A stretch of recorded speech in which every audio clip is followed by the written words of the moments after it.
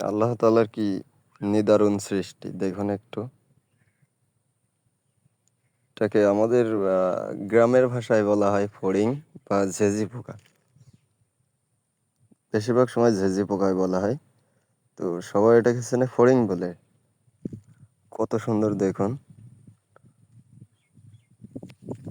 ড্রাগনের বাগানের যে জাল টাঙানো থাকে সেই জালে বেঁধে গেছিল।